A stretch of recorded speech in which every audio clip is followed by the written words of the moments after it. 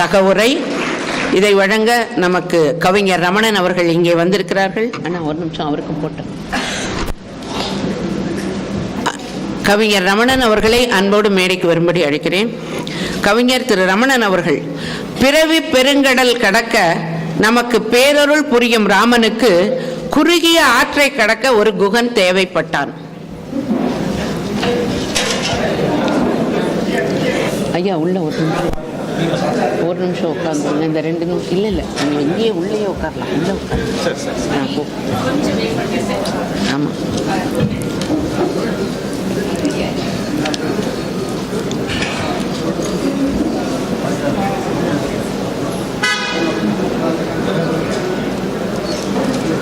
அடுத்து வருவது தகவுரை.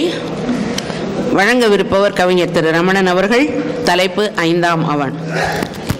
பிறவி பெருங்கடல் கடக்க நமக்கு பேரருள் புரியும் ராமனுக்கு குறுகிய ஆற்றை கடக்க ஒரு குகன் தேவைப்பட்டான். தன்னிலும் மெலியாரை இகழாது தம்மில் ஒருவராய் அரவணைக்க தன்னலம் இல்லாது நாவாய் ஒட்டும் அத்தருமமிகு குகனை உடன் பிறப்பாய் ஏற்றான். மெலியாரை மதித்தேற்கும் 6ஆம் அறிவின் வழி 5ஆம் அவனை நான் மறை போற்ற மூவுலகம் வாழ்த்த இரண்டர கலந்த சகோதர வாஞ்சையின் ஒற்றை உதாரணம் ராமன். செஞ்சொல் உரை கவிவானில் நெஞ்சம் நிறை கம்பன் வழி 5ஆம் அவனை நம்மிடம் அழைத்து வருகிறார் இசைக்கவி திரு ரமணன் அவர்கள்.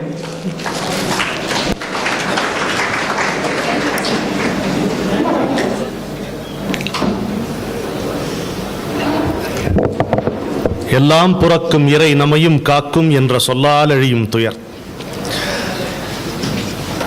என்னை பற்றி ஒரு குறை உண்டு, அது இன்றைக்கு நிரூபணமாகிவிட்டது. ரமணன் அழைத்தால் வந்து விடுவான், அழைக்காவிட்டால் கட்டாயம் வந்து விடுவான் என்று ஒரு குறை உண்டு. அது மாதிரி அமைந்தது. ஏதும் அறியாதவனை எல்லையற்ற அன்பினால் ஏற்றி வைத்த இனியவர்க்கு வந்தனம். ஏதும் அறியாதவனை எல்லையற்ற அன்பினால் ஏற்றி வைத்த இனியவர்க்கு வந்தனம். தலை கோதுகின்ற தென்றல் போல குழுமியுள்ள ரசிகருக்கு கொள்ளை கொள்ளையாக நெஞ்சை தந்தனம். தலை கோதுகின்ற தென்றல் போல குழுமியுள்ள ரசிகருக்கு கொள்ளை கொள்ளையாக நெஞ்சை தந்தனம். தீது நன்மை புரியவில்லை, திறமை என்று ஏதும் இல்லை, தெய்வத்தை நம்பி ஏழை வாழ்கிறேன். தீது நன்மை புரியவில்லை, திறமையெனில் ஒன்றுமில்லை, தெய்வத்தை நம்பி ஏழை வாழ்கிறேன். உங்கள் காதலினால் இந்த வெற்று கல்லில் மலர் பூப்பதனை கண்வியக்க நானும் சேர்ந்து பார்க்கிறேன். இடையொசிந்து சுழல்கிறதே இந்த வையம், இடையொசிந்து சுழல்கிறதே இந்த வையம், ஏனென்றே இனியும் இந்த நெஞ்சில் கேள்வி இல்லையே. அது ஈடில்லாத கம்பன் பாடும் இன்பத்தமிழ் கேட்டிடவே தென்புலமாய் சாய்ந்து சுழல்கின்றது. இடையொசிந்து சுழல்கிறதே இந்த வையம், ஏனென்றே இனியும் இந்த நெஞ்சில் கேள்வி இல்லையே. அது ஈடில்லாத கம்பன் பாடும் இன்பத்தமிழ் கேட்டிடவே தென்புலமாய் சாய்ந்து சுழல்கின்றதே. தடையில்லாமல் ஆண்டுதோறும் தகமையாய் விழா எடுக்கும் கழகத்தார் அனைவரையும் போற்றுவேன். கை தட்டி என்னை ஊக்குவித்து தட்டி கேட்டு ஆதரிக்கும் தக்கவரின் தாளை நெஞ்சில் ஏற்றுவேன். தடையில்லாமல் ஆண்டுதோறும் தகமையாய் விழா எடுக்கும் கழகத்தார் அனைவரையும் போற்றுவேன். கை தட்டி என்னை ஊக்குவித்து தட்டி கேட்டு ஆதரிக்கும் தக்கவரின் தாளை நெஞ்சில் ஏற்றுவேன். இத்தனை பேர் ஆசிகளை மொத்தமாக எனக்கு கிடைக்கும்படி வழி செய்த கம்பன் கழகத்தாருக்கு என்னுடைய பணிவான வணக்கங்கள். எவ்வளவு நாள் நீங்க சென்னையிலே இருப்பீங்க, எங்கூட வாங்க, கொஞ்சம் கங்கை வரைக்கும் போயிட்டு வரலாம். சரிங்களா? கங்கைக்கு போகலாமா? இங்க ஒரு ஓடம் காத்திருக்கு உங்களுக்காக. நில்லாத நதியில் ஒரு ஓடம், அது சொல்லாம சொல்லும் ஒரு பாடம். நில்லாத நதியில் ஒரு ஓடம், அது சொல்லாம சொல்லும் ஒரு பாடம். தொட்டாலும் ஒட்டாதொரு நேசம், அது தொட்டு தொட்டு கொஞ்சம் இஞ்சும் ஈரம். தொட்டாலும் ஒட்டாதொரு நேசம், அது தொட்டு தொட்டு கொஞ்சம் மிஞ்சும் ஈரம். கடவுளும் தரைக்கு வந்தா கவலை உண்டு தம்பி. கடவுளும் தரக்கி வந்தா கவலை உண்டு தம்பி, தாங்கி கரையேத்த காத்து நின்னான் தம்பி. கடவுளும் தரக்கி வந்தா கவலை உண்டு தம்பி, தாங்கி கரையேத்த காத்து நின்னான் தம்பி. பார்த்தும் பார்க்காம கால வச்சான் நம்பி, பார்த்தும் பார்க்காம கால வச்சான் நம்பி. அந்த காலே போதும்னு கண்ணீர் விட்டான் தம்பி, காலே போதும்னு கண்ணீர் விட்டான் தம்பி. எல்லோர்க்கும் தனித்தனியா வேடம், ஆனா எல்லாமே ஒரே கரை சேரும். ஒருத்தனுக்கு உதவத்தானே வாழ்வு,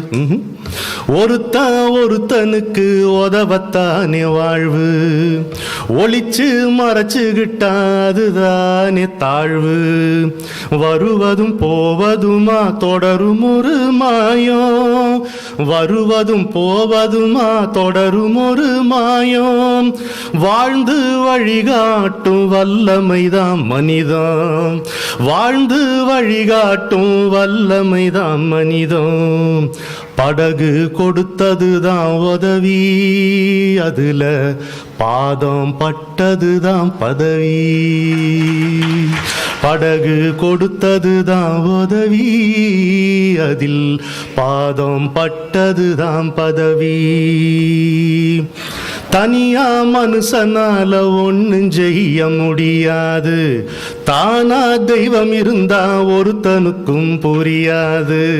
தனியா மனுஷனால ஒன்னும் செய்ய முடியாது, தானா தெய்வம் இருந்தா ஒருத்தனுக்கும் புரியாது. தெய்வம் இறங்கி வந்தா மண்ணுக்கெல்லாம் சிலிர்ப்பு, தெய்வம் இறங்கி வந்தா மண்ணுக்கெல்லாம் சிலிர்ப்பு. மனுஷன் தெய்வமான விண்ணுக்கெல்லாம் வியப்பு, மனுஷன் தெய்வமான விண்ணுக்கெல்லாம் வியப்பு.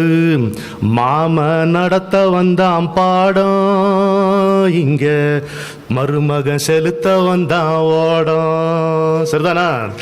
மாம நடத்த வந்தான் பாடம், அங்க மருமகன் செலுத்த வந்தான் ஓடம்.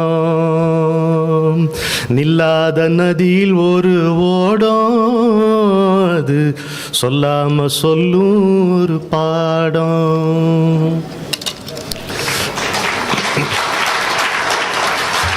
அவ்வளவுதானா? படகோடு கங்கை குகனாக வேண்டும் பணிவான ஆசை ரகுராமா என்றார் கண்ணதாசன். என்ன அழகான வார்த்தை பாருங்க, படகுல போற மாதிரி இருக்கு. படகோடு கங்கை குகனாக வேண்டும் பணிவான ஆசை ரகுராமா. ஒரு படகோட்டிக்கு படகுதான் உயிர் இல்லையா? அந்த ஓடும் நீரிலே சற்றே ஒய்யாரி ஆடுகின்ற படகை போல இறைவனை எண்ணி இயங்கிக் கொண்டிருக்கிறது உயிர், இயங்கிக் கொண்டிருக்கிறது உயிர். அறத்தினுடைய முழு வடிவான நாரணனே நரனாகி வந்த ராமபிரான் அதுல காலெடுத்து வைக்கிறான். எப்படி இருந்திருக்கும் அந்த படகுல? இறைவனாக இருந்து கொண்டிருக்கிற ராமன் அந்த படகுல காலெடுத்து வைத்தால் எப்படி இருக்கும்? சீதையினுடைய காலினுடைய கட்டை விரல் பட்டு அக்னி சிலிர்த்தது போல இருக்கும் இல்லையா? அவளுடைய கால் கட்டை விரல் பட்டு அந்த அக்னி எப்படி செலுத்திருக்குமோ அப்படி குகனுடைய படகு செலுத்திருக்கும். பாதம் படவே படகு, உயிர் தான் அந்த படகு. படகோடு கங்கை. சித்த சுத்தி இல்லாமல் இறைவனை ஒருபோதும் யாரும் அடைந்து விட முடியாது. பதவி, படிப்பு, பட்டம், அழகு, திறமைகள், கலைகள் இவற்றாலே இறைவனை எய்திவிட முடியாது. அந்த சித்தம் சுத்தமாக இருக்க வேண்டும் என்றால் என்ன தேவை? ஓயாமல் ஒரே ரீதியில் ஒற்றை மந்திரம் ஒலித்துக் கொண்டிருக்க வேண்டும். அவனுடைய நாமமே இறைவனுடைய நாமமே இதயத்தில் ஒலித்துக் கொண்டிருக்க வேண்டும். அந்த ஒற்றை நாமம் தான் கங்கை, படகோடு கங்கை. அப்புறம்தான் குகன் வருகிறான். படகோடு கங்கை குகனாக வேண்டும், வைத்த கண் வாங்காமல் இறைவனை பார்த்தபடி. நமச்சிவாயன் முன்பு கண்ணிமைக்காமல் காத்திருக்கின்ற நந்தியை போல பக்தன் இருக்க வேண்டும். அப்படி இருந்தவன் குகன். முதல் பாட்டிலேயே அப்படி நமக்கு தெரிகிறது. குகனே பணிவினுடைய சிகரம். தாழத்தாழ உயர்கிறான் மனிதன் பணிவினால் மட்டுமே இல்லையா? பணிவுதான் இறைவனை பார்க்க வைக்கிறது. எங்கே தலை பணிகிறதோ அங்கேதான் இதயம் மலர்கிறது இல்லையா? எங்கே தலை பணிகிறதோ அங்கேதான் இதயம் மலர்கிறது. பணிவுதான் இறைவனின் திருவடியை தொடக்கூடிய ஏற்றத்தை மனிதனுக்கு தருகிறது. பணிவாய் இருக்கின்ற பக்தனுக்கும் ஒரு ஆசை, எப்பொழுதுமே இறைவன் பக்கத்திலேயே இருக்க வேண்டும். அதுதான் பணிவான ஆசைன்னு போட்டார். படகோடு கங்கை குகனாக வேண்டும் பணிவான ஆசை. ரகுராமன் எப்படி? வானமாய் இருந்தால் அது பரம்பொருள், அதுவே கார்முகிலாய் பொழிந்தால் ரகுராமன், அவ்வளவுதான் இல்லையா? இறைவனாக வர வேண்டும். வானமாய் இருந்தால் பரம்பொருள், அதுவே கார்முகிலாய் பொழிந்தால் ரகுராமன். இந்த வரியே அப்படி படகில் செல்வது போல் இருக்கிறது. இப்போ குகனுடைய படகில் ஏறிட்டீங்களா? அந்த கரைக்கு போவோமா? தவச்சாலையில் ராமபிரான் காத்திருக்கிறார். அவரை குகனோடு சேர்ந்து தரிசிப்போம். வால்மீகி ராமாயணத்தில் பார்க்கும் பொழுது ராமனும் குகனும் ஏற்கனவே நண்பர்கள் என்று வருகிறது. கம்பச்சித்திரத்திலே காட்சி வேறு விதமாக இருக்கிறது. கம்பன் தான் குகனை அறிமுகம் செய்கிறான். முதல்ல நமக்கு அறிமுகம் செய்கிறான். அப்புறம்தான் இலக்குவனுக்கும் ராமனுக்கும் கம்பன் காட்டுகிறான் குகன் யார் என்று. 1000 அம்பிக்கு நாயகன்கிறான். எத்தனையோ படகுகளுக்கு சொந்தக்காரன். போர்க்குகன் என்னும் நாமத்தான் காயும் வில்லினன் கல்திரள் தோழினான். ஒரு வீடியோ பார்க்கிற மாதிரி இருக்குது கம்பனுடைய வர்ணனை. காயும் வில்லினன் கல்திரள் தோழினான் துடியன் நாயினன் அடியன் என்னெல்லாம் அட்ரிபியூட்ஸ் கொடுக்குறான் பாருங்க, அப்படி இருக்கு. ஆனால் ஒரு வீடியோவில் எப்படி க்ளோஸ்அப்பாக கேமரா போகுமோ அது மாதிரி போய் குகனை நம்ம பார்க்கும் பொழுது அவனுடைய உருவத்தை அப்படியே கச்சிதமாக கம்பன் தன்னுடைய வரிகளிலே நமக்கு காட்டுகிறான். காழம் இட்ட குரங்கி நன்கிறான். தொடை வரைக்கும் போட்டிருக்கிறானா. அன்னைக்கே பெர்முடாஸ் வந்துருச்சு, இந்த முக்கா பேண்ட். காழம் இட்ட குரங்கினன் கங்கையின் ஆழம் இட்ட நெடுமையினான் அரை தாழவிட்ட செந்தோலன் தயங்குறச் சூழ விட்டதொரு புலிவாலினான்கிறான். தொட வரைக்கும் ஒரு ஆடை, அதுக்கப்புறம் ஒரு சிவப்பா ஒரு ஆடை, அதை இறுக்கி கட்ட ஒரு புலிவால். இப்படித்தான் குகன் காட்சி அளிக்கிறான். இங்கே இருக்கிற இருப்பவர்கள்லாம் அறிஞர்கள் எல்லாம் இலக்கியத்தில் ஆழங்கால் பட்டவர்கள். குகனோ கங்கையில் ஆழங்கால் பட்டவன். அப்படி இருக்கு இல்லையா? ஆழமிட்ட நெடுமையினான் என்னும் பொழுது அப்படி சொல்ல தோன்றுகிறது. பின்னால் குகனை பற்றி சுமந்திரன் பரதனுக்கு சொல்லும் பொழுது கங்கை இரு கரையுடையான் கணக்கிறந்த நாவாயான் என்பான் இல்லையா? வில் பிடித்த வேலையனான் என்று சொல்லுவான். இப்போ நமக்கு என்ன புரிகிறது? குகன் சாதாரண ஆள் இல்லை, ஒரு பெரும் கூட்டத்துக்கு தலைவன் என்பது நமக்கு புரிகிறது. இதை புரிந்து கொண்டால் தான் அவனுடைய பணிவனுடைய உயர்வை நம்மால் ரசிக்க முடியும். 5 லட்சம் பேர் இருக்காங்கன்னு சொல்றான்.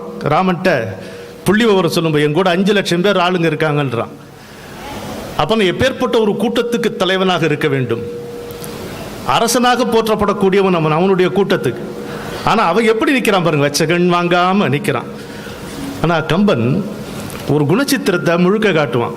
எல்லாமே உயர்வு, எல்லாமே ரசிக்கும்படியாக இருக்கணும் இப்போ காட்டுறது இல்லை. ஒன்று எதனால் ரசிக்கும்படியாக இருக்கிறது என்றால் அதற்கு ஒவ்வாது இன்னொன்று அதில் கூடி வருவதனால்தான். இப்போ நம்ம எஸ்பிஎம் ஐயா சொன்னார்ல, இது இப்படி வைங்க, அது மறைக்கக்கூடாது, இப்படி இருக்குங்களா, இந்த கான்ட்ராஸ்ட் தான் அவருக்கு முக்கியம். டைரக்டர் அவர் ஒரு புகைப்படத்தில் அதை எடுப்பாக காட்டுவது ஒரே நிறம் இருந்தால் எடுப்பாக காட்டாது, அது கான்ட்ராஸ்ட் தேவை இல்லையா? அது மாதிரி எல்லாம் சொல்லலாம். அப்படியா அவ்வளோலாம் சொல்றார் கம்பன். பிச்சாரமன்ன பேச்சினான்ங்கிறான். பித்தன் மாதிரி பேசுவானா, ஒன்றுக்கு ஒன்று சம்பந்தம் இல்லாமல் பேசக்கூடியவன். சீற்றம் இன்றியும் தீயழ நோக்குவான்கிறார். சீற்றம் இன்றியும் தீயழ நோக்குவான் கூற்றம் மஞ்ச குமுறும் குரலினான் என்று கம்பன் குகனையை வர்ணிக்கிறார். இந்த பாடல் மூலம் நம்முடைய குகனுடைய உருவத்தையும் அவனுடைய குணச்சித்திரையும் தெளிவாக நம்ம புரிந்து கொள்ளுகிறோம். அயோத்தியின் ஆளுமைக்கு உட்பட்ட ஒரு பகுதிக்கு ஒரு தலைவனாக விளங்குகிறான் குகன் என்பதையும் நம்ம சரியாக புரிந்து கொள்ளுகிறோம். அப்போ தான் இருக்கக்கூடிய அந்த பகுதிக்கு அயோத்தியின் அரசனான ராமன் வருகிறான். அவனை இந்த பகுதியின் தலைவன் என்ற முறையில் அவனை குகன் சந்திக்க செல்லுகிறான் என்பதாக இருக்கிறது. ஆனால் எனக்கு அப்படி தோன்றவில்லை. குகனுடைய குணச்சித்திரத்தையும் அவனுடைய பணிவையும் பார்க்கும் பொழுது தன்னை காண தேடி வந்திருக்கும் இறைவனை தான் சென்று தரிசிக்க முனைகின்ற ஒரு அடியவனின் நிலைமையாகத்தான் குகனுடைய மனநிலையை என்னால் பார்க்க முடிகிறது.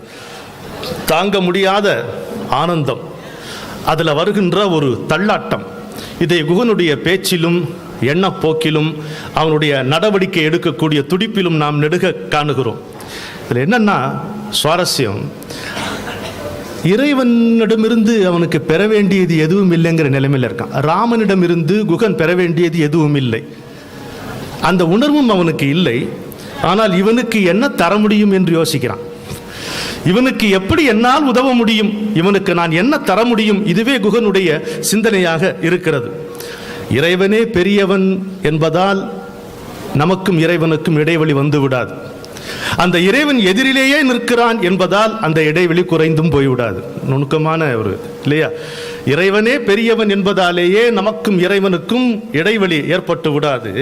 அந்த இறைவன் எதிரிலேயே நிற்கிறான் என்பதனால் நமக்கும் அவனுக்கும் அந்த இடைவெளி குறுகியும் விடாது. இறைவனே எல்லாம் தருபவன் என்றாலும் அவனுக்கு என்ன தரலாம் என்கின்ற யோசனை விடவே விடாது. இறைவன் மட்டுமே நமக்கு உதவி செய்ய முடியும் என்றாலும் அவனுக்கு எப்படி உதவலாம் என்னும் சிந்தனையை தவிர்க்கவே முடியாது. இதுதான் குகனின் மனநிலை, இதுதான் பக்தனுடைய மனநிலை. இந்த அற்புதமான இந்த நாட்டுக்கே உரிய இந்த குணச்சித்திரத்தை, இந்த மனநிலையை அப்படி கம்பன் எடுத்து நமக்கு குகன் மூலமாக காட்டுகிறான் என்பதை பார்க்கும் பொழுது சிலிர்ப்பாக இருக்கிறது.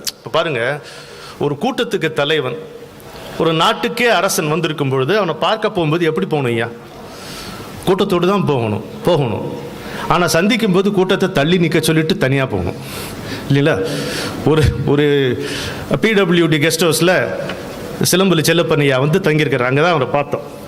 நம்ம ஒரு கூட்டத்தோடு போனால் தாங்குமா? அந்த அறை தாங்குமா? ராமன் இருக்கக்கூடிய இடம் தவச்சாலை. குகன் கூட்டத்தோடு போய் இந்த கூட்டத்தை அங்கே நிற்க சொல்கிறான், நீங்களாம் கொஞ்சம் இருப்பா அப்படின்ட்டு. அப்போ சாதாரணமாக போக முடியுமா? தலைவன் போகும்போது வில்லு, வாள் எல்லாமே இருக்குது அவனுக்கு. அதெல்லாம் ஒன்று ஒன்றா கழட்டி வச்சுட்டு அப்புறம் போகிறான் உள்ள. இறைவனுடைய தரிசனம் எப்போது கிடைக்கும்? ஆயுதங்களை ஏந்தி போய் ஆண்டவனை ஒருபோதும் அடைய முடியாது. ஜெயகாந்தன் நன்றாக சொல்லுவார், ஆயுதமே அச்சத்தின் அடையாளம். அருமையான வாசகம். சுற்றம் அப்புறம் நிற்க சுடுகனை வில் துறந்து அரை நீக்கிய வாழ் ஒழித்து அற்றம் நீத்த மனத்தினன் அன்பினன் நல் தவப்பள்ளி வாயிலை நன்னினான். என்ன பிக்சரியா, என்ன பிக்சர்! அற்றம் நீத்த மனத்தின், ஒரு சின்ன குறை கூட இல்லாத மனத்துக்கண் மாசிலநாதன். அன்புமயமாக மனம் மாறிவிட வேண்டும். அன்பினன் அவன் அந்த ராமர் இருக்கக்கூடிய அந்த தவச்சாலைக்கு செல்லுகிறான். ஆட்களை அப்புறத்தில் நிறுத்தி வச்சாச்சு, ஆயுதங்களை கீழே இறக்கி வச்சாச்சு. எப்பயுமே உறவுகள் புடை சூழ உம்பருவான் அடைய முடியாது. அங்கே எல்லாரும் நட போயிட்டு வரலான்ட்டு அங்கே கூட்டிட்டு போக முடியாது இல்லை. அவன் ஒரே பாதையில் கணவன் மனைவி கூட கைகொத்து கொண்டு நடந்தாலும் அவரவர் பயணம் தனிப்பட்டதே. இதுதான் ஆன்மீக பயணம், அப்படி அமைகிறது. சரி, காப்பதே தொழிலாக கொண்டவனை காணும் போது ஆயுதங்களை ஏந்தி சொல்ல முடியாது. இதையும் நம்ம பார்த்தோம். இந்த அவனை காண வேண்டும் என்கின்ற கருத்தை தவிர வேறு ஏதும் அந்த மனத்திலே இருக்கக்கூடாது. இப்படித்தான் அவன் செல்லுகிறான். இதற்கு ஒரு பின்னணி இருக்கு. வால்மீகியில் ராமரும் இலக்குவனும் சுதீஷ்ணர் என்கின்ற முனிவருடைய ஆசிரமத்திற்கு செல்லும் பொழுது அந்த வில்லிலிருந்து நாணை கழற்றுகிறானாம் ராமன். இலக்குவனும் அப்படியே செய்கிறானாம். அம்புகள், ஆயுதங்கள் எல்லாவற்றையும் வைத்துவிட்டு அவர்கள் உள்ளே செல்லுகிறார்கள். இல்லை, இன்னொன்று இருக்கு இந்த கதையில். அவர்கள் திரும்ப வெளியே வரும் பொழுது அந்த முனிவரை சந்தித்த அந்த மகிழ்ச்சியிலே அந்த வில்லையெல்லாம் அங்கேயே விட்டுட்டு வந்துடுறாங்க. திரும்ப எடுத்து செல்ல மறந்து விடுகிறார்கள். அதை யார் கொண்டு வந்து கொடுக்கிறார்கள் தெரியுமா? 2 வில்லையும் தோளில் சுமந்து அம்புகள் ஆயுதங்களோடு சீதை கொண்டு வந்து கொடுக்கிறாள். தொலைக்காட்சியில் பார்க்குற சீதையும் ராமாயணத்து சீதையும் வேறங்க. அது இப்படியெல்லாம் வராது நம்ம சீதை இல்லையா? அவ்வளோ அழகாக இருக்கு. சரி, எல்லாத்தையும் இறக்கி வச்சுட்டு போகிறோம், கூட்டத்தை அங்கே நிறுத்தி வைக்கிறோம், ஆயுதங்களெல்லாம் இறக்கி வச்சிடுறோம். அதுக்காக வெறுங்கையோடு போக முடியுங்களா? ஒருத்தர் பார்க்கும்போது அதுக்காக வெறுங்கையோடு போவாங்களா? போகவே முடியாது. என்னத்தை கொடுக்கலாம்? என்னுடைய இறைவனுக்கு நான் என்ன கொடுக்க முடியும்? இந்த உலகத்திலேயே சிறப்பான பொருளையா? அது முடியாது. அப்படி ஒன்று கிடையாது. சரி, யாவர்க்குமாம் இறைவர்க்கு ஒரு பச்சிலை, அப்படி எடுத்துட்டு போவோமா? இல்லை, இது அப்படியும் இல்லை. குகன் தான் நமக்கு வழிகாட்டுகிறான். நமக்கு எது மிகவும் உவப்பானதோ அதை கொடுக்கணும். நமக்கு எது மிகவும் உவப்பானதோ அதைத்தான் எடுத்து செல்ல வேண்டும். எல்லாவற்றிலும் சிறந்தவனை காண செல்லும் பொழுது நமது வாழ்க்கையோடு எது தொடர்பாக இருக்கிறதோ, நமக்கு எதுவும் உவப்பாக இருக்கிறதோ, நாம் எதை சிறப்பு என்று கருதுகிறோமோ அதைத்தான் எடுத்துக்கொண்டு செல்ல முடியும். எனக்கு பாட்டு தான் தர முடியும் உங்களுக்கு, அது மாதிரி எடுத்து செல்ல முடியும். குகன் என்ன எடுத்து சென்றான்? காட்டில் பிழிந்த தேனையும் கங்கை கொடுத்த மீனையும் எடுத்து சென்றான். அதுதான் அவனுக்கு சிறப்பு. அவன் கங்கை கரையோரம் காட்டிலே வாழ்கிறான். காட்டில் பிழிந்த தேனையும் கங்கை கொடுத்த மீனையும் எடுத்துச் செல்லுகிறான். ஒருங்கு தேனோடு மீன் உபகாரத்தன் இருந்த வள்ளலை காண வந்து எய்தினான். அழகான ஒரு பிக்சர் பாருங்க. அப்படி வந்து நிற்கிறான். வாசல் பெரிய மாளிகை இல்லையே, தவச்சாலை, முனிவர்கள் இருக்கக்கூடிய தவச்சாலை. வந்து நிற்கும் பொழுதே ராமனுக்கு அவனுடைய காட்சி தெரிஞ்சிருக்கும். ஆனால் ராமனுக்கு கூடவே ஒருத்தர் இருக்கிறார், இலக்குவனார் ஒருத்தர் இருக்கிறார். காவற்கார பெருமாள், திருவேளைக்கார பெருமாள் என்று அருணகிரிநாதர் சொல்லுவார். அது என்னங்க காவற்கார பெருமாள், திருவேளைக்கார பெருமாள் என்று கேட்டபோது வணக்கத்திற்குரிய பேராசிரியர் மாசிலாமணி வைத்திலிங்கனார் சொல்லுவார், செக்யூரிட்டியும் எஸ்கார்ட்டும் பாடினார். காவற்கார பெருமாள், திருவேளைக்கார பெருமாள். அப்படி ராமனுக்கு விளங்குகிறவன் இலக்குவன். அவன் தான் முதல்ல சென்று கூவா முன்னம், ஐயா இவன் குரல் கொடுப்பதற்கு முன்னால குறுகி இவன் வெளியில போய், அந்த சீலிங் தெரியுது நமக்கு, வெளியில போய் நின்று இலக்குவன் கேட்கிறான். எவ்வளோ அழகா இலக்குவனாலே நம்ம எப்பவும் கோபப்படுபவன் சீற்றம்ட்டு அப்படி நமக்கு ஒரு அபிப்பிராயம் இருக்கிறது. அப்படி இல்லை. ராமரும் இலக்குவனும் முதலில் அந்த நகரத்திற்குள் பிரவேசம் செய்கின்ற காட்சியை கம்பன் நமக்கு வடித்து காட்டும் பொழுது அவர்கள் தேரிலே வரவில்லை, இறங்கி நடந்துதான் வருகிறார்கள். சாதாரண குடிமக்களிடம் ராமன் நலம் விசாரித்தபடிதான் வருகிறான். இதைத்தான் நம்ம முதல்ல காட்சியில பார்க்கிறோம். அப்ப எவ்வளவு இனிமையா பேசுகிறான் என்பதை இலக்குவன் கவனித்திருக்கிறான். அதே இனிமையோடு தான் இளையோன் குறுகி நீ ஆவான் யார் என்று அன்பின் இறைஞ்சினான். அன்பா கேட்கிறான், அப்பா நீ யாருப்பா, எங்க வந்த அப்படின்னு கேட்கிறான். குகன் என்ன சொல்லுவான், தேவா நின் கடல் சேவிக்க வந்தனன் நாவாய் வேட்டுவன் நாயடியேன்கிறான். தேவா நின் கடல் சேவிக்க வந்தனன் நாவாய் வேட்டுவன் நாய் அடியேன் அப்படிங்கிறான். பாருங்க, ஓடக்காரன், வேட்டக்காரன், ஒரு கூட்டத்துக்கு தலைவன், இதெல்லாம் வெறும் குறிப்புகள். நான் அடியேன் என்பதே எனது அடையாளம். அதிலும் நாய் அடியேன். ஏன்? இறைவன் ஒருவன் இருக்கிறான் என்கின்ற ஒரு நினைப்பை என் நெஞ்சிலே அவன் விதைத்திருக்கிறான் அல்லவா. அதை விட பெரிய நன்மை ஒரு மனிதனுக்கு இறைவன் செய்துவிட முடியுமா? அதற்காக நான் காலமெல்லாம் நன்றி கடன் பட்டிருக்கிறேன், நாயாக அவன் பின்னே வருவேன் என்று அவன் சொல்லுகிறான். சரி, இந்த கேள்வியை கேட்டது யார்? நீ யாருன்னு கேள்வி கேட்டது யாரு? இலக்குவன் கேட்கிறான். தேவா நின் கடல் சேவிக்க வந்த, இலக்குவனை பார்க்க வந்தான், ராமனை தானே பார்க்க வந்தான். அதான் அற்றமில் மனத்தினன் அன்பினன் பிச்சாரமன்ன பேச்சினல்ல முன்னப்பின். அங்க இருக்கான் ராமன். இங்கேயே திருவிளையாடல பார்வேந்தே என்னை பார்வேந்தேன்னு போவார் பாருங்க நாகேஷ். ஒருத்தரா வேந்தர்கிட்ட போற வரைக்கும் ஒருத்தரையா சொல்லிட்டு போற. அது மாதிரி இலக்குவனை பார்த்தோன்னே தேவா நீ இல்லையா, சரி தேவா நீ, அது மாதிரி போயிடுச்சு. இதுதான் ஒரு பக்தனுடைய எளிமையாக இருக்கக்கூடிய ஒருவனுடைய நிலைமை. பிச்சாரமன்ன பேச்சின. நீங்க ஆழமாக பார்த்தோமானால் கண்ணன் பாட்டில் பாரதி கண்ணன் என் ஆண்டான்னு ஒன்று எழுதியிருப்பான். அந்த குணச்சித்திரம் அப்படியே குகனுக்கு போகும். அந்த காட்டு மழை கூறி தப்பி சொன்னால் என்னை கட்டி அடி ஆண்டே. எல்லாத்துக்கும் ஒரு அழுக, எல்லாத்துக்கும் ஒரு ஆத்திரம். அன்பு கூட ஆத்திரமாக அழுகையோடு வெளிப்படுத்தக்கூடியதுதான் அந்த அடியவனுடைய நிலைமை. நான் சொல்லி மழை வரலன்னா என்னை கட்டி வச்சு அடிப்பா அப்படிமா. அந்த காட்டு மழை கூறி தப்பி சொன்னால் என்னை கட்டி அடி ஆண்டு, உடனே ஒரு அழுக வந்துடும். எதுக்கு அந்த அழுக வருது தெரியாது. காரணம் இருந்து வருகின்ற மகிழ்ச்சி ஒரு மகிழ்ச்சியே கிடையாது. அதுபோல் காரணம் இல்லாமல் வருகின்ற நெகிழ்ச்சி தான் கடவுள் வாழ்கின்ற இடமாக இருக்கிறது. அதை காட்டுகிறவன் குகன். ஒரு மகிழ்ச்சிக்கு காரணம் என்று வந்துவிட்டால் அதற்கு ஒரு ஆயுள் நேர்ந்து விடும். எதற்கு ஆயுள் உண்டோ அதற்கு நோய் உண்டு, மரணமும் உண்டு. ஆனால் கொடுக்கப்படுவது உருக்கம், அதற்கு தடுப்போ தருக்கு தடிப்பு. இந்த உருக்கம் இயல்பாக வாய்க்க பெற்றவன் குகன். அப்படி இருக்கிறான். இப்படி இலக்குவனிடம் பேசிக் கொண்டிருப்பதை ராமன் கேட்கிறான். இன்னும் பெரிய ஹாலாது, ஏவிஎம் ராஜேஸ்வரி மண்டபம், சாதாரண ஒரு தவச்சாலை. பேசிட்டு இருக்கும்போது கேட்டுட்டு இருக்கான். உள்ளே வா அப்படின்னு அவனே கூப்பிடலாம்ல, கூப்பிடலையே. அவனை வர சொல், அவனை என்னிடம் அழைத்து வான்ட்டு லக்ஷ்மணன்ட்ட தான் ராமர் சொல்றார். இதுல ஒரு ரொம்ப அடிப்படை மரபு இருக்கு பாருங்க. யாரை வைத்து ஒருவனை விசாரிக்கிறோமோ அவர்கள் மூலம்தான் தன் விருப்பத்தை தெரிவிக்க வேண்டும். இதுதான் முறை. இது ஒரு நல்ல பண்பு. அதை காட்டுகிறான் ராமன். அண்ணலும் விரும்பி என்பால் அழைத்து நீ அவனை என்கிட்ட கூட்டிட்டு வா அப்படிங்கிறான். அவனை என்னிடம் அழைத்துவான்னு ராமன் சொன்னது குகன் காதில் விழாதா? விழும். கேட்டான். ஆனால் லக்ஷ்மணன் என்ன சொல்றான்னு கேட்டுட்டு நிற்கிறான். பண்ணவன் வருக அப்படின்னா, வருக அப்படின்னு அவ்வளவுதான். இந்த மடை திறந்த வெள்ளம் மாதிரி அப்படி ஓடி வரான். பரிவினன் விரைவில் புக்கான்கிறான்.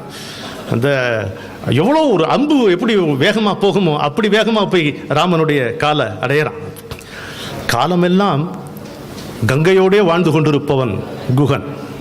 ஆனால் ராமனை பார்க்கும் பொழுது, அடாடா, இந்த கங்கைக்கே ஊற்று கொடுக்கின்ற கார்மேக வண்ணனை, கருணை ததும்பும் கண்களை பார்க்கும் பொழுது ஒன்றுமே செய்ய முடியல. அப்படியே நிற்கிறான். ஏற்கனவே நெகிழ்ந்திருக்கின்ற அவனுடைய நெஞ்சம் இன்னும் அப்படியே நெய்யாக நெகிழ்ந்து போகிறது. கட்டை போல கீழே விழுந்த உடம்பு மீண்டும் எழுந்திருக்கும் போது வளைந்து கொண்டு தானாக கை வாயை பொத்திக் கொள்ளுகிறது. இதுதாங்க இந்த பணிவினுடைய சிகரம் அப்படிங்கிறது. கண்ணனை கண்ணின் நோக்கி, அப்பா கண்ணார காண்கிறான், கண்ணனை கண்ணின் நோக்கி கனிந்தனன், கனிந்த பின்னும் கனிந்து கனிந்து கருணையானது என்று என்னுடைய நண்பனின் மனைவி ஒரு வழி எதிர்ப்பாங்க. கனிந்த பின்னும் கனிந்து கனிந்து கருணையானதுன்ட்டு. அப்படி கண்ணனை கண்ணின் நோக்கி கனிந்தனன், இருண்ட குஞ்சி மண்ணுற பணிந்து மேனி வளைத்து வாய்ப்புதைத்து நின்றன. எழுந்துக்கும் போது அப்படி நிற்கிறான், மேனி வளைத்து வாய்ப்புதைத்து நின்றான். வந்துட்டோம். அவராக பேசுறதுக்கு முன்னாடி நம்ம வாயை திறக்கக்கூடாது, நம்ம எதுவும் பேசிடக்கூடாது, அபச்சாரமாக போயிடும் அப்படின்னு நிற்கிறான். இறைவனுக்கா தெரியாது பக்தனுடைய பதட்டம். இப்படி பார்க்குறார் ராமர். இப்படி பார்த்துட்டு, உட்காருங்க, என் பக்கத்தில் உட்காருங்கிறார். இருத்தி ஈண்டு என்னலோடும் இருங்க. ஐயோ, இப்படி இருக்கும் அவனுக்கு, உங்க பக்கத்துலையா, நானா என்ன விளையாட்டான்னு இருக்கும். அப்படி வரும் பேச்சு. நான் அப்படி வரல பேச்சு. ஒரு ரொம்ப அசௌகரியமான ஒரு மௌனம். இருத்தினி என்று பதற்றம் இருக்கு. அதுக்கு மேல ராமன் பேச மாட்டேங்கிறாரு. இந்த இறைவனுக்கு மனிதனை, பக்தனை அன்பால் பாடாய்படுத்துவது என்கின்ற ஒரு பிடிவாதம் இருக்கிறது, ஒரு குணம், ஒரு பண்பு இருக்குது. அன்பால சாவடிக்கணும் இந்த இவனுங்களான்ட்டு, எவ்வளோ தப்பு செஞ்சாலும் மன்னிக்கிறானே, அந்த மாதிரி ஒரு குணம் இருக்கிறது. அதனால ராமன் அப்படியே குறுநகையோடு அங்கே இருக்கிறார். ஏதாவது ஒன்று பேசணும். இது வரைக்கும் பேசாமல் இருந்தவனுக்கு இனிமேல் அவனுக்கு கட்டுக்கடங்கலை. தேவையில்லாமல் ஏதாவது பேசிடுவாங்க. ஞாபகம் இருக்கா? ரொம்ப நம்ம நடுக்கமாக இருக்கும் பொழுது இப்படி தான், இப்போ என் நிலைமை தான். ஏதாவது என்ன பேசுகிறோம் தெரியாம ஏதாவது ஒன்று பேசுகிறோம் தெரியுமா, அது மீனும் தேனும் கொண்டு வந்திருக்கேன், இப்படி சாப்பிடலாம்ல அப்படிங்கிறான். எடுத்தெடுப்பில் எப்படியா பேசுவாங்க ஒரு மன்னவன்ட்ட, தான் இறைவன் நினைக்கிறவன்ட்ட இப்படியா பேசுவாங்க. பிச்சார மன்ன பேச்சினன் எல்லை நீத்த அருந்தியன் தேனும் மீனும் அமுதினுக்கு அமைவது ஆக திருத்தினன் கொணர்ந்தன் என்கொல் திருவுளம். எப்படி வசதி, சாப்பிட்றீங்களா அப்படின்னு கேட்குற மாதிரி, என்கொல் திருவுளம் என்ன அப்படி கேட்குறான். அவன் இருந்த இடம், ராமர் இருக்கிற இடம் தவச்சாலை. அங்கே தேனையும் மீனையும் கொண்டு போகக்கூடிய மரபு அன்னைக்கும் கிடையாது. கபாலீஸ்வரர் கோயிலுக்கு கவிச்சு எடுத்துகிட்டு போக முடியுமோ? முடியாது இல்லையா? ஆனால் இவன் எடுத்துகிட்டு வந்திருக்கான். அதை எல்லாம் பார்க்குறாங்க, அங்கே இருக்கக்கூடிய முனிவர்கள் எல்லாம் பார்க்குறாங்க. இவன் சொன்னதை இப்படி இவன் சொன்னா, தேனும் மீனும் கொண்டு வந்தேன் சொல்வதை அந்த முனிவர்கள் கேட்கிறார்களே, அவர்கள் என்ன நினைப்பார்கள்? அவர்கள் என்ன நினைக்க வேண்டும் என்பதை தான் என்ன நினைக்கிறேன் என்பதை தெரிவித்து ராமன் சொல்லுகிறான். அந்த முனிவர்கள் என்ன நினைக்க வேண்டும் என்பதை தான் என்ன நினைக்கிறேன் என்பதை தெரிவித்து ராமன் சொல்லுகிறான். எப்படி சொல்லுகிறான்? அரியதாம் உவப்ப உள்ளத்து அன்பினால் அமைந்த காதல் தெரிதர கொணர்ந்த என்றால் அமிழ்தினும் சீர்த்த அன்றே. உள்ளத்துல அன்பும் பக்தியும் ததும்ப ததும்ப ஒரு பக்தன் எனக்கு என்ன கொண்டு வந்து தருகிறானோ அது அமிர்தனை காட்டிலும், அமிர்தத்தை காட்டிலும் எனக்கு சிறந்தது அப்படின்னு அவர்களை பார்த்து ஒரு புன்முறுவலோட, அந்த முனிவர்களிடம் ஒரு புன்முறுவலோட ராமன் சொல்லுகிறார். அதுலயும் பாருங்க, இதுல அசுத்தம் என்கின்ற எண்ணம் வந்துடும்ல. பரிவினின் தழிய எண்ணின் பவித்திரம் எம்மனோர்க்கும், இதை விட சுத்தமாக ஒன்று இருக்க முடியாதியா அப்படின்னு சொல்கிறான். சொல்லி எப்படி சமாளிக்கிறான் பாருங்க. நாங்கள் சாப்பிட முடியுமா? தவச்சாலையில் தேனையும் மினியும் உண்ண முடியுமா? முடியாது. எவ்வளோ அழகாக சொல்கிறான், ஏற்றுக்கொண்டதே உண்டதற்கு சமானம் அப்படின்ட்டு. இனிதின் நாமும் உண்டனம் அன்றோன்ட்டான் ராமன். இனிதின் நாமும் உண்டனம் அன்றோம், ஏற்றுக்கொண்டதே உண்டதற்கு சமானம் என்று காட்டுகிறான். சரி, இப்போ வேலைக்கு வரான். சரி, நான் இன்னைக்கு இங்கே இருக்கேன், நீ உன் ஊருக்கு போயிடு. ஊருக்கு போயிட்டு நாளைக்கு வா. நாளைக்கு நான் கங்கையை கடக்க வேண்டும், நீ உன்னுடைய படகுகளோடு இங்கே வா என்று. இப்போ தான் குகனுக்கு உரைக்குது. இவ்வளோ நேரம் இந்த உணர்ச்சி பெருக்கால வந்த நெகிழ்ச்சி மகிழ்ச்சி எல்லாம் ஒரே அமளிதமொழியாக இருக்குல்ல மனசு. மனசுக்குள்ள குரங்கு ஒன்று மத்தளம் அடிக்குது, அது மறந்து போய் உரங்கையில் மண்டையை கிறுக்குதுமோ அது மாதிரி.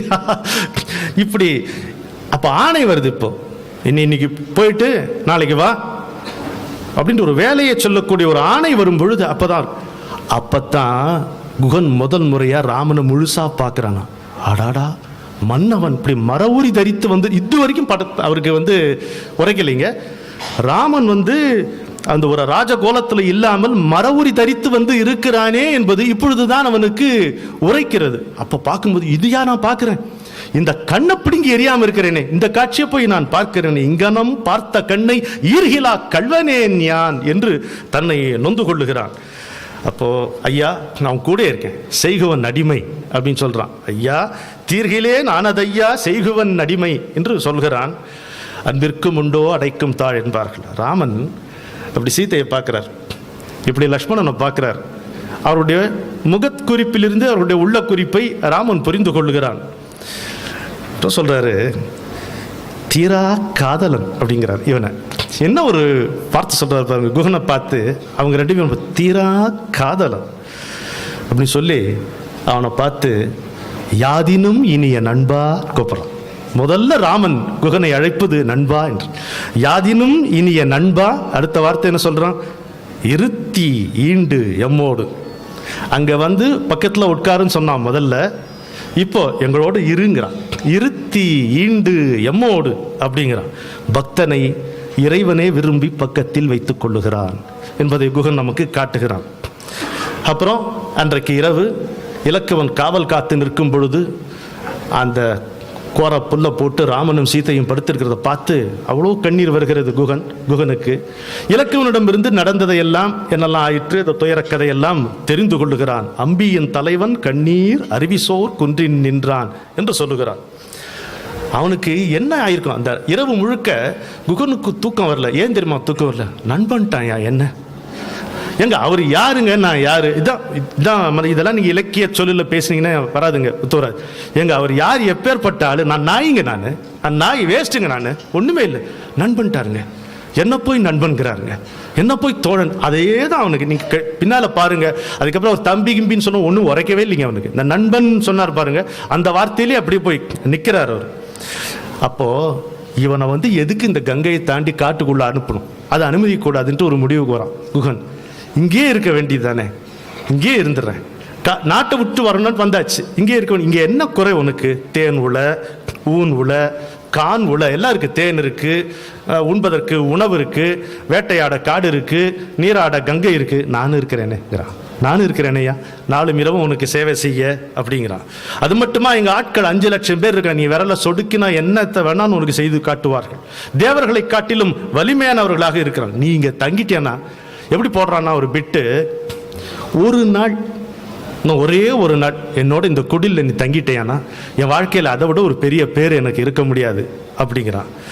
குடிலிடை ஒரு நாள் நீ வைகுதி எனின் மேல் ஓர் வாழ்வு இல்லை பிரிது அப்படிங்கிறான். ராமனுக்கா தெரியாது, ஒரு நாள் தங்கினா இன்று ரொக்கம் நாளை கடன் மாதிரி, அது இன்னொரு நாள், இன்னொரு நாள் போயிட்டே தானே இருக்கும். எப்படி இது சமாளிக்கலைங்க ராமர்? அந்த அன்புகளை சிக்குண்டு ராமர் கொடுக்கக்கூடிய அந்த பதில் அப்பா அற்புதமாக இருக்கு. வெண்ணிற நகை செய்தான். இந்த கார்மேக வண்ணன் வெண்ணிற நகை செய்து சொல்றான். இல்ல எனக்கு வேலையெல்லாம் இருக்குப்பா, எண்ணிய சில நாளில் குறுகுதும் இனிது. இந்த வேலையெல்லாம் முடிச்சுட்டு எண்ணிய சில நாளில் குறுகுதும் இனிது என்றான். எண்ணியன்னா இங்க எண்ணிக்கையா, நாட்களினுடைய எண்ணிக்கையா, இல்ல எண்ணத்தை சொல்கிறாரா ராமன் என்று தெரியல. ரெண்டுமாக கூட இருக்கலாம். அப்போ ஐயோ அப்படி இல்லையே, நீ இருக்கணுமே இங்க. தன்னுடைய அன்பையெல்லாம் கொட்டி கெஞ்சுகிறான் குகன். நான் ஒரு நொடி கூட உன்னை பிரியாம இருப்பேன், நீ ஏதோ வேலை இருக்கு அதனால இங்க தங்க முடியாதுன்னு சொல்றல்ல, என்னையும் கூட்டிட்டு போயிடு, நானும் வந்துடுறேன் உன் கூட. நீ இங்க இருக்க மாட்டேன் அவ்வளவுதானே, நான் வரலாம் இல்ல, நாயா உன் பின்னால தொடருவேனே, வரலாமே அப்படிங்கிறான். உனக்கு இங்கே இருந்தியானா நல்ல வீடு கட்டித்தர, நீ கோர புல்லுல போய் படுக்கிறிய, நீ உறைவிடம் அமைப்பேன், ஒரு நொடி வரை உம்மை பெருகிலேன், உடனேக பெருகவன் எனில் நாயேன் அப்படிங்கிறான்.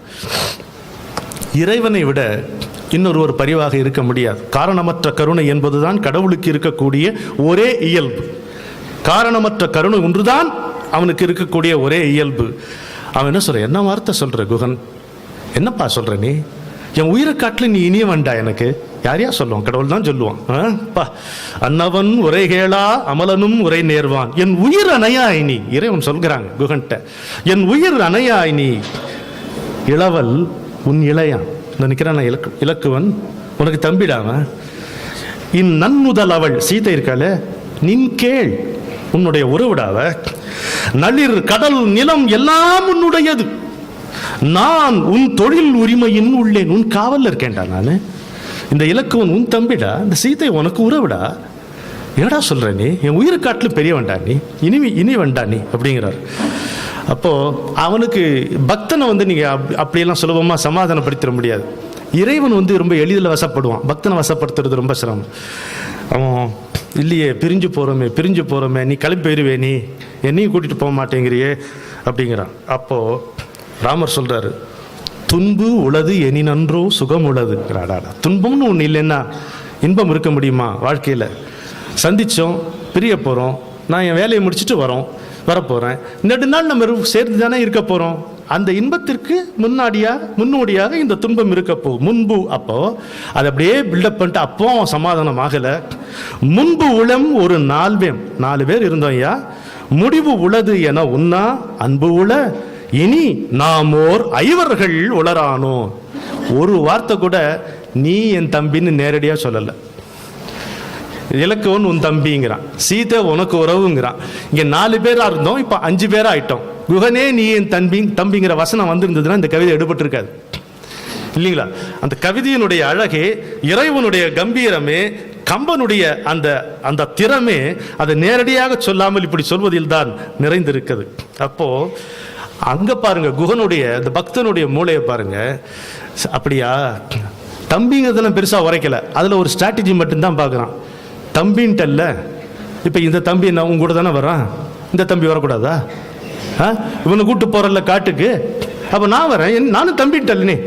அவனுக்கு நண்பான்கிறதா நின்று போச்சு, ஆனா தம்பிங்கிறத ஒரு டெக்னிக்கா பயன்படுத்தி பார்க்குற. அப்ப நானும் வரேன் உங்க கூட, என்னையும் கூட்டிகிட்டு போ அப்படிங்கிறான்.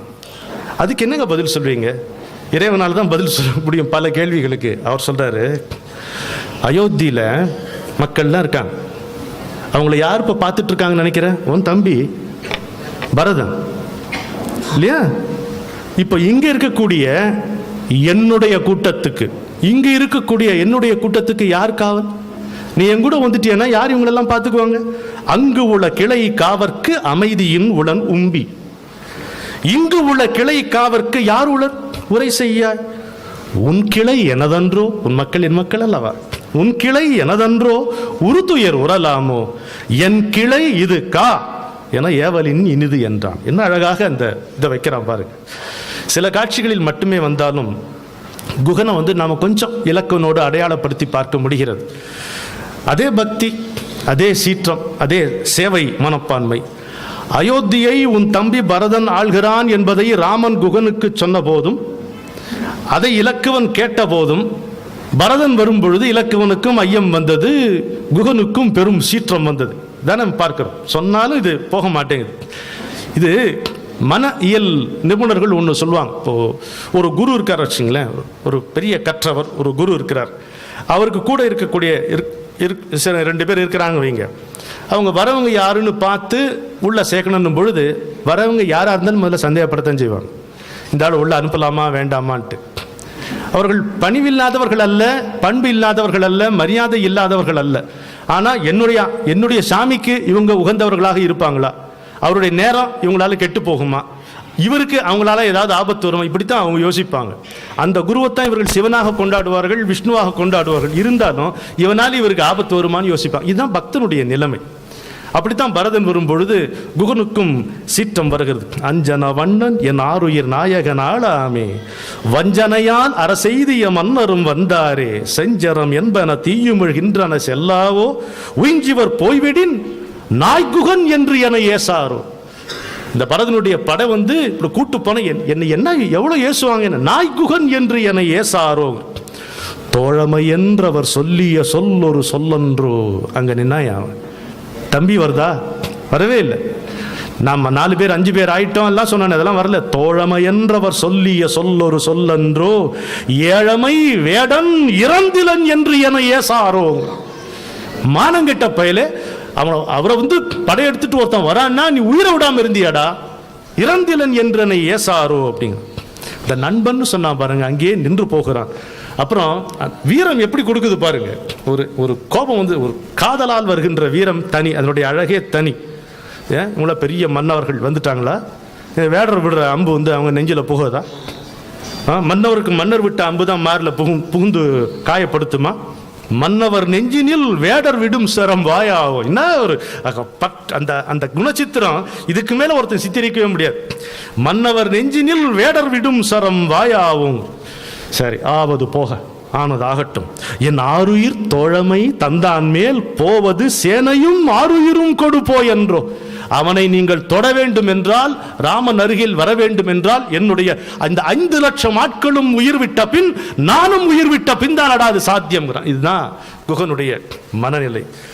மன்னவர்களுக்கு அறிவே கிடையாதா? எப்படி அங்க நாட்டை தான் விட்டுட்டு வந்தான்னா, நம்முடைய காட்டில் இருந்தா அதையும் பிடுங்கிறதுக்கு வந்துட்டாங்களேன்ட்டு சொல்றான். ஆனா குகனுடைய மனநிலையை பிரதிபலிக்கக்கூடிய இந்த 11 பாடல்களில், ஆவேசமான அன்பின் ஆவேசத்தை பார்க்கக்கூடிய இந்த 11 பாடல்களில் ஒரு வரியில் கூட அந்த பரதனால் தனக்கு ஆபத்து என்று குகன் நினைப்பதாக ஒன்றுமே கிடையாது. ஒரு வரி, ஒரு சொல் கூட பரதனால் தனக்கு ஆபத்து என்கின்ற உணர்வு இல்லவே இல்லை. அவனுக்கு ராமனை தவிர வேறு எதுவுமே தெரியல. அவருக்கு என்ன ஆயிருமோ, அவருக்கு என்ன ஊறு விளையுமோ நாயேன் என்று மட்டுமே அவன் தன்னை கருதி கொண்டு இருக்கிறான். தனது வீரர்களை திரட்டி எல்லா இதிலையும் மனப்பாடமாக இது சொல்லக்கூடிய பாடலுக்கு இந்த ஆடு கொடிப்படை எல்லாரும் சொல்லுவோமே, அதனுடைய தாக்கத்தை நம்ம பாரதியார்கிட்ட காண முடியும். வீர சிவாஜி சபதத்தில் ஆரியர் இங்கு இருமின் ஆண்கள் இங்கு இருமின் பாரதி. அது இங்கிருந்து கம்பனுடைய தோல்ல ஏறி நின்று பாரதி அதை கர்ஜிக்கிற மாதிரி நமக்கு தோணும்.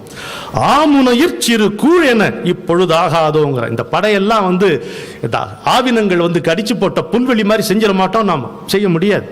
ஒருபோதும் குகனுடைய பரதனுடைய படைக்கு நிகராக குகனுடைய படை இருக்கவே முடியாது. இதுதான் அன்பினுடைய ஆவேசம். நீங்க பார்த்துருப்பீங்க, சின்ன வயசுல எனக்கு நான் பார்த்த ஒரு காட்சி தான். குருவி கூட்டிலிருந்து அணில் வந்து முட்டையை திருடிட்டு போகும்.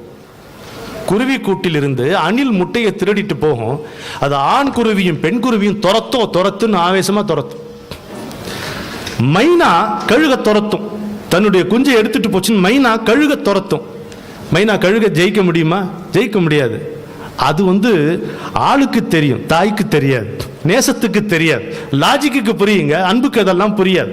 அதான் சொல்றேன், பட் மொத்த பேரும் பாரு நான் மாவா கூழாக்கிறேன்ட்டு இந்த சபதம்லாம் விடுகிறான். ஆனா எதிர்கரையில் பரதனை சந்தித்த கணத்திலேயே குகனுடைய நெஞ்சத்தீயில் கங்கை பாய்ந்தது போல் எல்லாம் தணிஞ்சு போச்சு இல்லையா? சுமந்திரன் பரதனுக்கு அறிமுகப்படுத்துவது ஒரு பக்கம் இருக்க, குகனும் பரதனை பார்க்கும் பொழுது நானே முதல்ல எழுந்து அவனை போய் பார்த்துட்டு வர, யானே சென்று என் முன்னே அவர் காண்பேன் என்று பரதன் எழுவதையும் பார்க்கிறோம். ஆனா குகன் தான் முந்திக்கிறான். அந்த காட்சியை பாருங்க, மாத்தி மாத்தி கேமரா போற மாதிரி இருக்கு. இங்க அப்படியா, இதுதான் குகனா? அப்படி எழுந்துக்கிறான், சீட்ல இருந்து எழுந்து நானே போய் அவர் பார்க்குறேன் அப்படின்னு இவன் போறான். இவர் வந்து படைகள் எல்லாம் நீங்க எல்லாம் இங்கே பாதுகாப்பா இருங்க, இல்ல யாரும் வர வேணாம், நான் மட்டுமே போறேன் அப்படின்ட்டு ஒரு படகுல ஓர் நாவாயில் ஒரு தனியே தான் வந்தான் கம்பன் வந்து பார்க்கிறார். பார்த்தா பரதனை பார்த்து பரிதவிச்சு போறான். வர்க்கலையின் உடையானை மாசு அடைந்த மெய்யானை நற்கலையில் மதியென்ன நகையிழந்த முகத்தானை கல் கனிய கனிகின்ற துயரானை, அடாடா கல் கனிய கனிகின்ற துயரானை கண்ணுற்றான் வில் கையின்று இடைவீழ விமுற்று நின்றொழிந்தான். அப்படி பார்க்கிறான். பார்த்துட்டு பணிவும் சந்தித்த போது கங்கை இன்னும் அழுது பெருகி இருக்கும் என்று எனக்கு சொல்ல தோன்றுகிறது இல்லையா? பரதனும் குகனும் யார் பணிவில் வசத்தி சொல்ல முடியாது. பணிவும் சந்தித்த போது வந்து எதிரே தொழுதானை, வந்த உடனே அப்படியே சகால் பரதன் காலில் விழுறான். வந்து எதிரே தொழுதானை வணங்கினான். மலர் இருந்த அந்தணனும் தன்னை வணங்கும் அவனும் அவன் அடி விழுந்தான். சரிதானா ஐயா? முதல்ல காலில் விழுந்தவன் குகன், உடனே காலில் விழுபவன் பரதன். உடனே அது காலில் விழுந்த பரதனை அப்படியே எடுத்து தந்தையை காட்டிலும் நேசத்தோடு தழுவிக் கொள்ளுகிறவன் குகன். என்ன காட்சி! மன்னவனை விட மூத்தவர்கள் அவனுடைய காலில் விழுந்து வணங்குவது ஒரு வழக்கம்தான், அறவோ முனிவர்களை தவிர இல்லையா? காலில் விழுந்தவன் குகன், வணங்கி வரவேற்றவன் பரதன். காலில் விழுந்தவன் பரதன், கட்டி தழுவியவன் குகன். முன்னவன் முதலில் மன்னவன் கால் தொட்டான், மன்னவன் பின்பு முன்னவன் கால் தொட்டான். அவனுக்கு அண்ணன் தானேவன். மன்னவன் பின்பு முன்னவன் கால் தொட்டான், அவனை தந்தையை காட்டிலும் பாசத்தோடு தழுவினான் குகன்.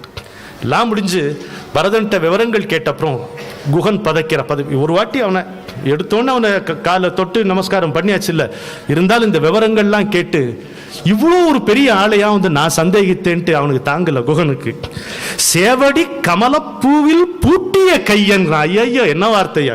அவனோட பாத ரெண்டு சேவடி கமலம், பரதனுடைய 2 கால்கள் அப்படியே பிடிச்சுக்கிறான். பூட்டிய கை, அங்கிருந்து கையை எடுக்க முடியல. சேவடி கமலப்பூவில் பூட்டிய கையன் அப்படின்ட்டு கம்பர் நமக்கு அதை வர்ணிக்கிறார். 1000 ராமர் நின் கேழாவரோ தெரியும் அம்மா என்கின்ற இதை விட பரதனை புகழ்ந்தவர்கள் யாரும் இல்லை. யாராயிருந்தாலும் பரதனை சந்தேகப்படுவது என்று ராமாயணத்தில் ஒரு மரபு இருந்த பொழுது, எழுத படிக்க தெரியாத எங்கள் குகன்தான் பரதனை பார்த்த மாத்திரத்தில் புரிந்து கொண்டான். பரதனை பார்த்த மாத்திரத்தில் புரிந்து கொண்டான். அப்புறம் பரதன் கோசலைக்கு அறிமுகம் செய்வது, கைகேயிக்கு அறிமுகம் செய்வது, பரதனை பெற்ற காரணத்தினால நல் கையால் கைகேயை தழுவுகிறான் என்று சொல்லுகிறார். சுக்ரீவன் எல்லாம் முடிந்து அதுக்கப்புறம் குகனை பார்க்கல. சண்டையெல்லாம் முடிஞ்சு திரும்பி வரும் பொழுது குகனை பார்க்கிறான். சுக்ரீவனிடம் ராமன் அறிமுகம் செய்யும் பொழுது ரொம்ப அற்புதமாக இருக்கிறது.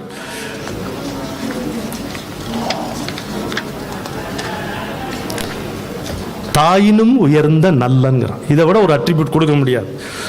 முழுநீர் கங்கை தழுவிரு கரைக்கும் நாதன், தாயினும் உயிர்க்கு நல்லன், வழுவிலா எயினர் வேந்தன், குகன் என்னும் வள்ளல். இலக்குவனும் இதை சொல்லுகிறான். உள்ளம் தூயவன் தாயின் நல்லான் என்று ராமனுக்கு குகனை பற்றி இலக்குவன் சொன்னதும் இருக்கு.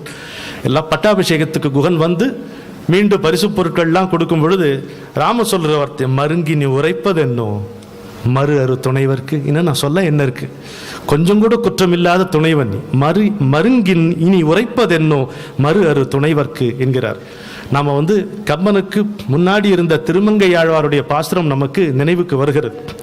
ஏழை ஏதலன் கீழ்மகன் என்னாது இறங்கி மற்ற அவர்க்கு இன்னருள் சுரந்து மாமழை மான்மட நோக்கியும் தோழி உம்பி எம்பி என்று ஒழிந்திலை உகந்து தோழன் நீ எனக்கு இங்கு ஒழி என்ற சொற்கள் வந்து அடியேன் மனத்து இருந்திட ஆழி வண்ண நின் அடியனை அடைந்தேன் என்று திருமங்கையாழ்வார் குகன் அங்கு நமக்கு படம் பிடித்து காட்டுகிறார். கூரணிந்த வேல்வளவன் குகனோடும் கங்கை தன்னில் சீரணிந்த தோழமை கொண்டதும் ஓர் அடையாளம் என்று அடையாளம் குறிப்பிடுகிறார். நிறைவாக தரைக்கு வந்த நாரணனை தஞ்சம் புகுந்தவர்கள் 4 பேர். 1 அனுமன், அரசனான சுக்ரீவனுக்கு தன்னுடைய அரசனுக்கு உதவி கேட்பதற்காகத்தான் பார்த்தான். 2 சுக்ரீவன், அவனுக்கு ராஜ்யம் மீண்டும் தேவை. அதனால கையோடு கைப்பற்றி அக்னியை வலம் வந்து நட்பு ஒப்பந்தம் செய்து கொண்டு உதவி கேட்கிறார். ராமன் வருவான் காத்திரு என்று தன்னுடைய குருவான மதங்க முனி சொன்னதால் சபரி காத்திருக்கிறாள். அண்ணனால் வெறுத்து ஒதுக்கப்பட்ட விபீடனன் அண்ணனை சரணடைகிறான். ஆக எதிர்ப்பட்டவர்களை ஆராய போய் தன்னை பறிகொடுத்து ராமனே தன் தலைவன் என்று நின்றவன் அனுமன். தன்னுடைய நிலையை திரும்ப பெற வேண்டும் என்னும் கோரிக்கையுடன் நட்பு கொள்ளுகிறவன் சுக்ரீவன். குரு சொன்னதால் காத்திருந்து அவனை கண்டதும் உயிர் நீத்தாள் யோகினியான சபரி. அண்ணனால் வெறுக்கப்பட்டு அண்ணலை அடைகிறான் விபீடனன். இந்த 4 நரனாக வந்த நாராயணனாகிய ராமனை தலைவனாக ஏற்றவர்கள்தான். ஆனால் குகன் அடியார் ஓரடி வைத்தால் ஆண்டவன் 100 அடி எடுத்து வைப்பான் என்பார்கள். இங்கே ராமன் தன்னுடைய 2 அடி வைத்தான், குகன் தன்னுடைய 6 அடி தாண்டி அவன் காலடி அடைந்தான். அதுதான் அனுமனுக்கு தனிப்பட்ட முறையில் ராமனிடமிருந்து பெற வேண்டியது எதுவுமே இல்லை. அனுமனுக்கு சாட்சாத் ருத்ர அம்சம் என்று சொல்வதால். ஆனால் எளிய சுக்ரீவனுக்கு உதவி தேவைப்பட்டது இல்லையா? விபீடனுக்கு புகலிடம் தேவைப்பட்டது. ஆனால் எளிய குகனுக்கோ ராமனுக்கு எப்படி சேவை செய்வது என்னும் உணர்வன்றி வேறு தேவை எதுவும் இருக்கவில்லை. அவனுக்கு இறைவன் தன்னோடு இருக்க வேண்டும் என்பது பக்தியின் முதல் நிலை. இறைவனோடு நான் இருக்க வேண்டும் என்பது பக்தியினுடைய 2ஆம் நிலை. இருக்கும் இடத்திலேயே இறைவன் இருக்கிறான் என்று அடங்குவது முடிவு நிலை. அதற்கு அப்பாலும் அவன் வசத்தில் அனைத்தையும் ஒப்புவித்துவிட்டு எதிர்பார்ப்பு எதுவும் இன்றி கிடைப்பது மிக உயர்ந்த நிலை. பக்தியின் இந்த 4 நிலைகளையும் குகன் பிரதிபலிப்பதை செந்தமிழ் கவிதை சித்திரமாக தீட்டி காட்டுகிறான் கம்பன். ராமன், இலக்குவன், பரதன், சத்ருக்னன் இந்த 4 சேர்ந்து கொண்டது மட்டுமன்றி அனுமன், சுக்ரீவன், சபரி, விபீடனன் என்னும் 4 தொடர்ந்து மேலும் பக்தியின் 4 நிலைகளுக்கும் அப்பால் இன்றைக்கும் படகோட்டி கொண்டிருக்கிறான் 5ஆம் அவன்.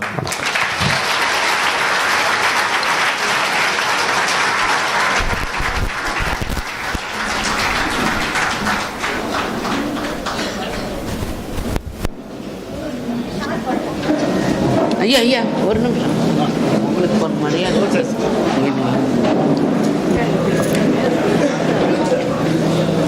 ஐந்தாம் அவன் குகனை பற்றி மிக அழகாக அருமையாக இசையோடு கூடிய சொற்பொழிவில் இந்த ஒரு மணி நேரமாக நமக்கு தகவலை வழங்கிய இசைக்கவி அறிஞர் ரமணன் ஐயா அவர்களுக்கு நம்ம நெஞ்சார்ந்த நன்றியை உங்கள் கரவொலியோடு நமக்கு தெரிவித்துக் கொள்கிறோம்.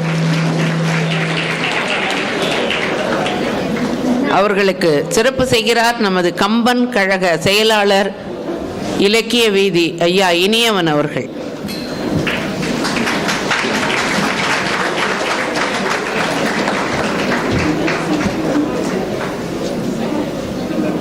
அடுத்த நிகழ்வு தமிழ்ச்சோலை, அதற்கு அரங்கம் தயாராகிறது.